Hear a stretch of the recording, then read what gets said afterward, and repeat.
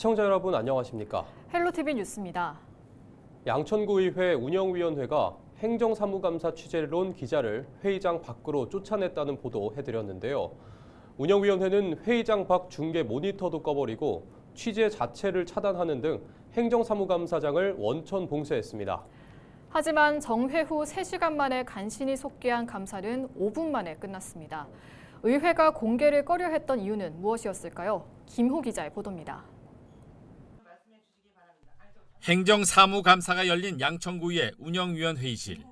위원장이 갑자기 정회를 선언합니다.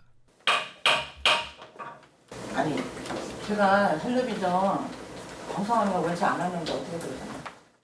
촬영을 거부당한 기자는 회의장 밖 모니터를 통해 질의 내용을 확인하려 했지만 전원은 이미 꺼져 있었습니다. 어쩔 수 없이 인터뷰 약속이 잡혀있던 의원 사무실에서 행정사무감사를 시청하려 했지만 이마저도 사무실로 찾아온 의회 직원에게 제지당했습니다. 운영위원회는 의회 규정에 따라 촬영을 제한했다고 말합니다. 의회 훈령 34호에는 위원회에서 회의를 비공개하기로 결의한 때 의장이나 위원장이 제한할 필요가 있다고 판단한 때 촬영을 금지한다고 규정돼 있습니다. 하지만 모두 회의장 안에서의 촬영이나 녹화 금지로 명시돼 있을 뿐 회의장 밖에서의 촬영 금지 규정은 없습니다. 그렇다면 운영위원회가 이렇게 무리수를 두면서 촬영 제한을 한 이유는 무엇이었을까? 이날 행정사무감사에서는 전 국회의원의 비서관 특혜 채용 의혹에 대한 질의가 예정돼 있었습니다. 하지만 질의는 국민의힘 일부 의원들의 정회 요청으로 5분 만에 중단됐고 이후 3시간 동안 열리지 않았습니다. 소회의실에서 제가 6시까지 기다리겠습니다. 예? 그러면 6시까지 기다려서 저는 답변을 듣고 가야 되겠습니다. 그랬는데 역시나 아무도 안 내려왔습니다. 그래서 분명히 이거는 내가 퇴청을 하고 나서 시작하겠구나. 그래서 퇴청을 했습니다. 김 의원의 예상대로 퇴청 후 20분 만에 회의는 속개됐고 5분 만에 끝났습니다. 질의의원의 부재 속에 관련 부서의 답변이 진행된 겁니다. 질의한 본 의원은 어떠한 답변도 못 듣고 그 자리에서 답변을 했다라고 그러더라고요. 이거는 어떠한 주인공이 있는데 조연들이 답변을 들은 거예요. 이거는 또 행정사무감사에 맞지 않거든요. 해프닝으로 끝날 수 있었던 채용비리 의혹 질의는 운영위원회 일부 의원들의 과도한 언론 통제와 시간 끌기로 의혹을 더 키우게 됐습니다. 민주주의의 심화와 확대라는 측면에서 바라보면 그 규정을 이렇게 이용하는 게 아니라 오히려 사문화시키는 방향으로 나가야 하는 게 맞다고 생각합니다. 이 어떤 사안이고 내용이 설사 불미스러울지라도 오픈해놓고 투명하게 논의를 진행해서 그걸 가로막지 않고 드러날 수 있게 그렇게 진행하는 게 어떤 순리적인 상식적인 민주주의의 방식이라고 생각합니다. 주민의 대표 기관인 지방의회가 오히려 정보 차단과 언론 배제를 택하면서 여론의 비판을 피하기 어렵게 됐습니다. 행정사무감사는 지방의회가 집행부를 견제하고 감시하는 주요한 기능입니다. 주민의 알 권리를 침해할 만큼 언론을 통제한 이유가 무엇이었는지 밝혀야 할 때입니다. 헬로티비 뉴스 김호입니다. 은평구 세전역에서 고양시청을 잇는 고양은평선이 내년 말 착공할 전망입니다. 경기도는 설계 시공 일괄 입찰 방식으로 시행하는 고양은평선 광역철도 건설 사업 본건 구간 3개 공구가 모두 입찰이 성립돼 사업 추진 속도가 빨라지게 됐다고 밝혔습니다.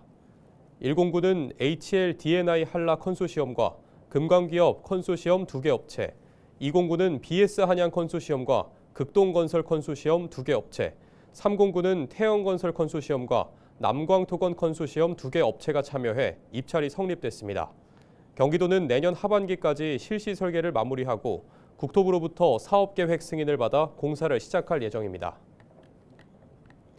서울시는 출산한 아내를 둔 1인 자영업자와 프리랜서에 지급하는 배우자 출산휴가 급여 자격 요건을 완화했습니다.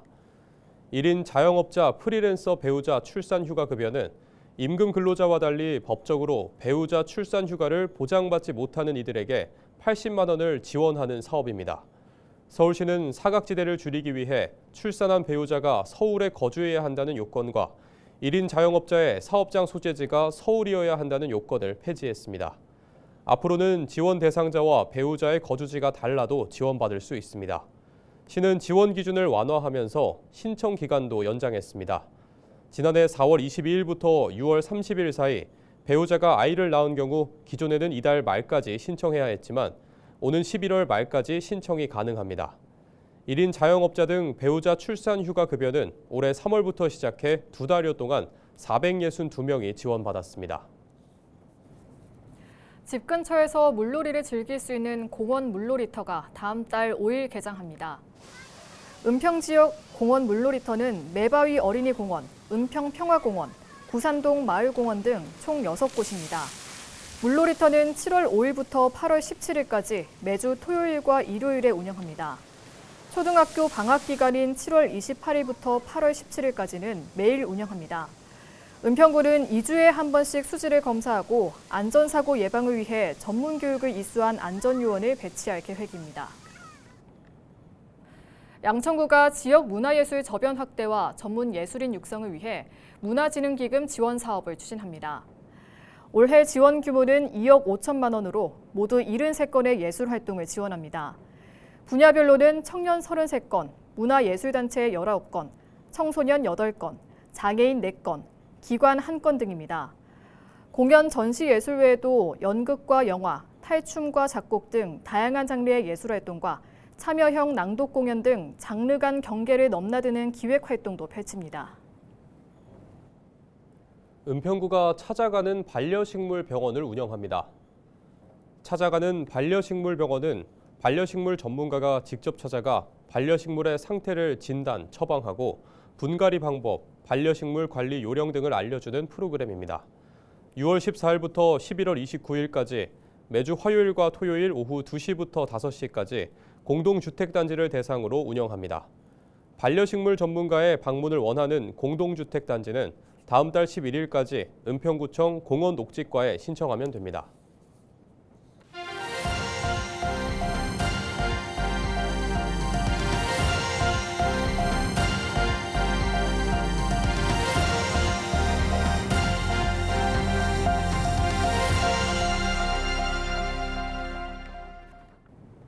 저희 헬로티비 뉴스에서는 산지 속값 하락으로 축산 농가가 큰 어려움을 겪고 있다는 소식 전해드렸습니다.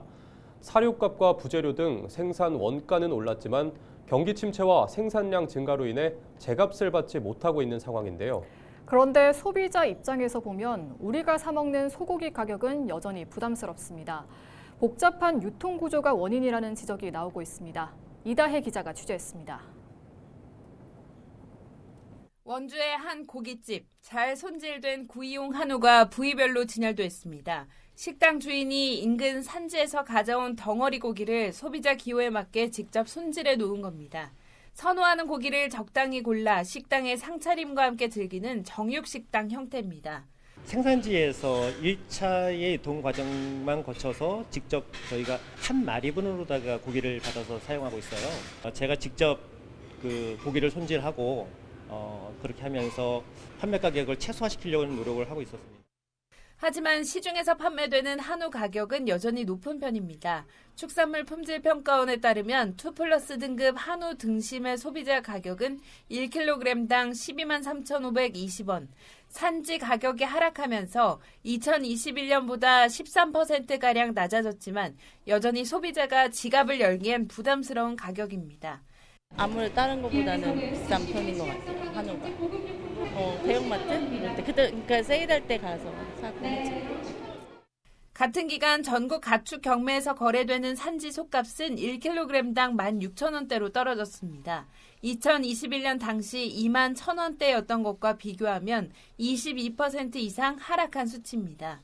부위와 등급에 따라 가격 차이는 있지만 산지 가격 하락이 소비자 가격에 반영되지 않는 구조라는 지적입니다. 요인은 유통 단계입니다. 한우는 경매부터 가공, 도매, 소매까지 통상 7단계에서 9단계를 거치는 유통 구조를 갖고 있습니다. 그 과정에서 유통 주체들이 각각 이윤을 붙이면서 가격은 점점 오르게 됩니다. 소매 단계로 가면서까지 다시 소분할로 되면서 작업을 다시 계속하게 돼요. 계속 형태가 바뀌고 그렇게 되면서 계속 노동이나 이런 데 이제 그 운영비, 경정비가 계속 추가로 투입이 되는 거거든요. 여기에 브랜드 한우의 경우 사육부터 유통까지 모든 과정에서 비용이 더 붙습니다. 사료 질이나 인증 과정에서 생산 단가가 올라가고 광고나 포장 비용도 더해지면서 가격 차는 더 커집니다. 프리미엄 마케팅이 결국 소비자 부담으로 이어지는 셈입니다. 전문가들은 산지 직거래나 정육식당처럼 유통 단계를 줄이는 방식이 대안이 될 수 있다고 조언합니다. 일부 지자체와 국회에서는 농축산물 가격 급락 시 보상 제도를 추진하고 있지만 생산 원가를 안정적으로 보장하는 정책이 우선돼야 한다는 지적도 나옵니다. 경매를 통해서 가격이 결정이 되는데 이 최저 가격이 생산비가 얼마니까 최소한 가격은 얼마가 되어야지 적정하겠다라는 이런 개념이 없고 전혀 무방비 상태에서 시장에서 가격이 결정되게끔 되어 있는 이 시스템이 문제인 거죠. 농림축산식품부는 사료비 절감과 온실가스 감축을 위해 소 사육 기간을 기존 30개월에서 26개월로 줄이는 방안도 검토 중입니다. 헬로티비 뉴스 이다혜입니다. 기후가 변하고 자유무역이 활발해지면서 과일나무에 퍼지는 병도 점점 늘어나고 있습니다. 그런데 전염성이 강한 바이로이드까지 포함된 여러 바이러스 감염 여부를 한 번에 확인할 수 있는 새로운 진단 기술이 개발됐는데요. 병에 걸렸는지 미리 알 수 있고 빠르게 대처할 수 있어 농가 피해를 줄이는 데 도움이 될 것으로 보입니다. 정명기 기자의 보도입니다. 복숭아와 사과를 키우는 과수원입니다. 연구원들이 과일과 나뭇잎을 꼼꼼히 살핍니다. 혹시 병이 생겼는지 미리 확인하려고 나선 겁니다. 실제로 일부 나무에서는 푸르러야 할 잎이 색이 바래 감염이 의심되는 증상이 나타났습니다. 최근 국내에서 보고된 과수 바이러스병만 해도 50여 종. 특히 사과와 배, 복숭아, 포도의 감염률이 평균 45%에 달하는 것으로 조사됐습니다. 이게 해마다 병이 차차로 늘어가는 것 같아요. 제가 평상시 잘 살펴봐도 이게 진짜 무슨 병인지 잘 모르고 그러는데. 농촌진흥청이 개발한 다중 정밀 진단기입니다. 황화잎 반점과 줄기 그루빙, 줄기홈, 모자이크 바이러스와 바이로이드까지 5가지 주요 감염 여부를 한 번에 판별해 줍니다.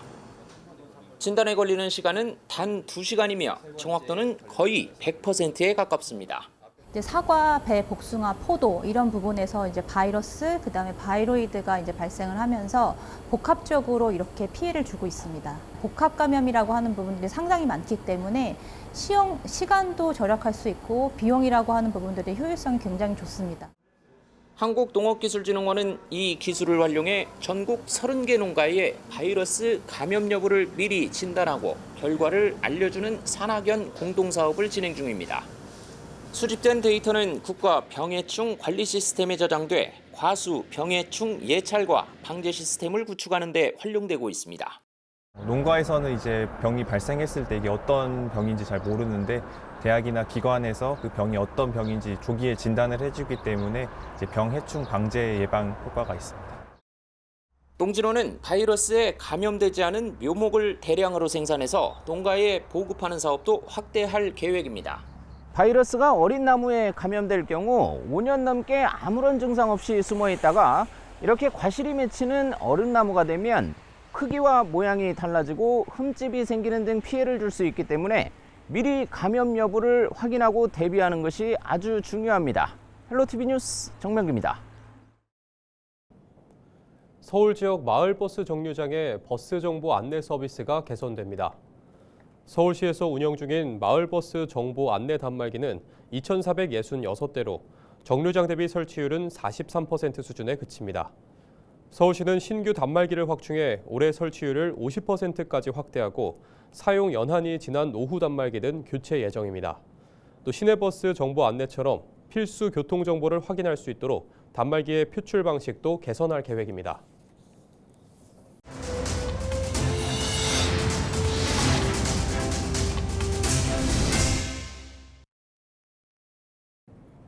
이상으로 뉴스를 마칩니다. 시청해주신 여러분 고맙습니다.